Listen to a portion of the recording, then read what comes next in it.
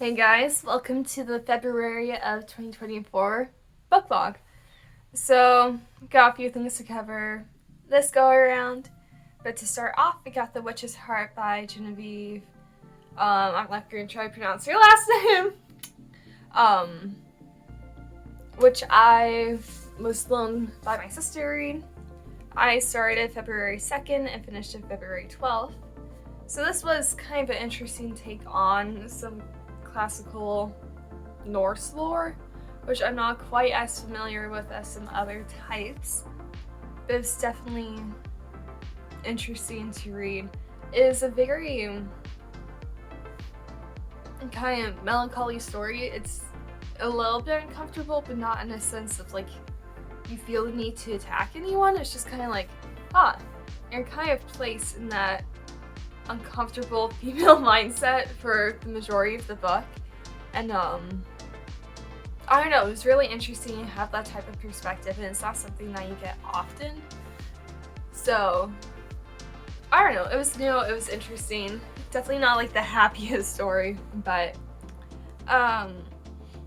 you have very typical ancient lore type relationship dynamics of like, maybe this isn't.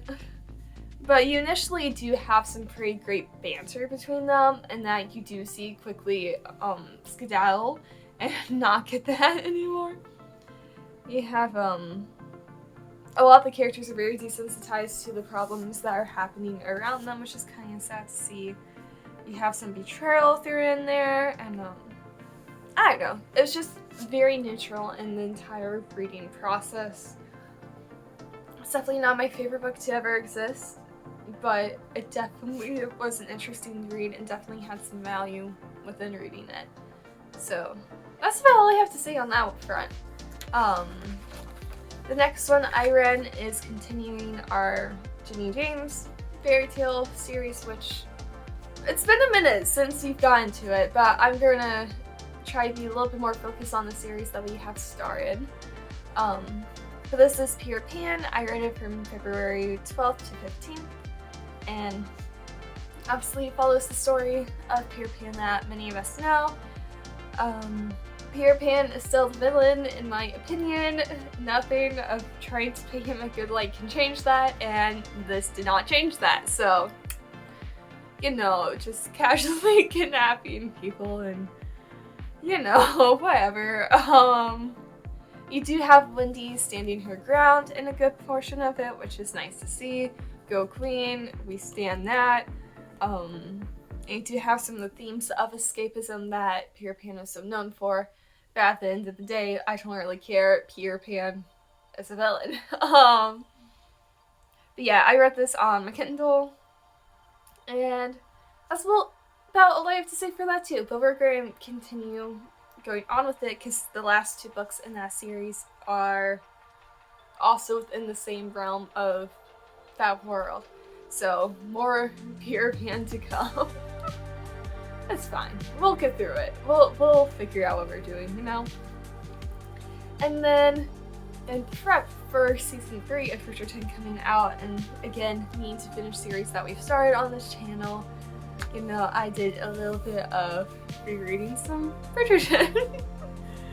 So, obviously, own it. Obviously, I've read it before, but this is Bridgerton When He Was Wicked, which is Francesca's story by Julia Quinn, which I started February 19th and finished February 28th.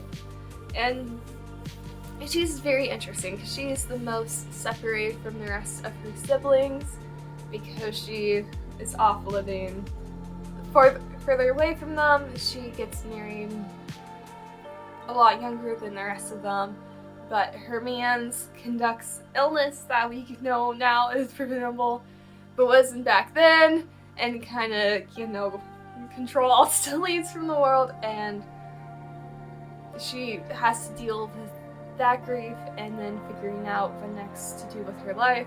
The main thing is, though, that she wants to be a mother, and you kind of need another person to make that happen. But her former husband's cousin, who was both of their best friends, has been in love with her since forever. and I don't know, you deal with a lot of feelings of guilt and versus honor, of like, can we move forward?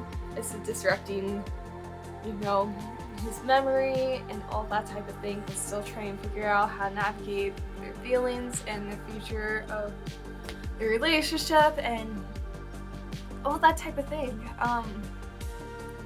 Yeah, I mean, it's a little bit more serious than I think the other Bridgerton stories are. It's a lot less fantasy and whimsy type of romance, because it's a little bit uncomfortable, you know, because they are fighting these emotions and feelings that are okay, but they don't believe that they can be. But it's Bridgerton though, so that works out. But it is a fantastic book, and I love Francesca too. I think she's definitely underrated and underutilized. But hopefully we'll see more of her in season 3. I'm dying. I apologize. But yeah, let me check my notes real quick. But yeah, I mean, you also do have the lack of naivety that the other siblings had within going into their relationships, because she's a widow. This is not her first time around. There's no like, oh, her baby's made or anything like that, because girlie knows, you know? And then she also has a lot of confidence that I think you see with someone who's a little bit more mature in that type of setting. And yeah, no, it's great. She's great. We love Michael too. I don't know. He deserves love too. But yeah, I mean, that's all I read. So let me know what we should do upcoming. But yep, I mean, Bridgerton is Bridgerton.